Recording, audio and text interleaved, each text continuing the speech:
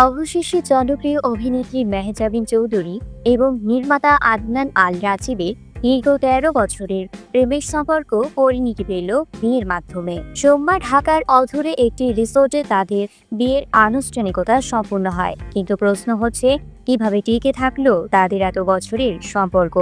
২০১২ সালের ৯ এপ্রিল এক শুটিং সেটে প্রথম দেখা মেহজাবিন ও আদনানের। প্রথম দেখাতেই একে অপরের প্রতি গভীর আকর্ষণ অনুভব করেন তারা।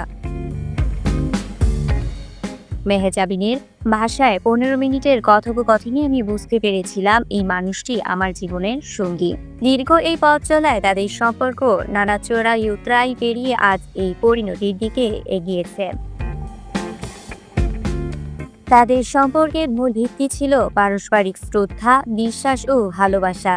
একে অপরের প্রতি গভীর বোঝাপড়া, কঠিন সময়ে পাশে থাকা এবং নিজেদের স্বপ্ন ও লক্ষ্যকে সম্মান জানানোর মাধ্যমেই তারা তাদের সম্পর্ককে এতদূর এগিয়ে নিয়ে যেতে পেরেছেন। মেহজাবিন একজন জনপ্রিয় অভিনেত্রী এবং আদনান একজন সফল নির্মাতা। তাদের দুজনের ব্যস্ত জীবন সত্ত্বেও তারা একে অপরের জন্য সময় বের করেছেন এবং একে অপরের কাজের প্রতি সমর্থন জুগিয়েছেন।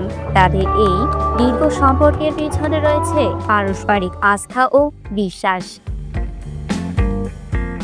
তারা একে অপরের প্রতি বিশ্বস্ত ছিলেন এবং নিজেদের মধ্যে কোনো ধরনের ভুল বোঝাবুঝি সৃষ্টি হতে দেননি। এছাড়া তারা একে অপরের ভালো বন্ধু, একে অপরের সঙ্গে নিজেদের সুখ দুঃখ ভাগ করে নিয়েছেন এবং একে অপরের পাশে থেকেছেন। মেহজাবিন ও আদনানের এই সম্পর্ক আমাদের শিখায় ভালোবাসা এবং শ্রদ্ধার মাধ্যমে যে কোনো সম্পর্ককে দীর্ঘস্থায়ী করা সম্ভব। রোমান্সা বানিসা, আফি টেলিভিশন।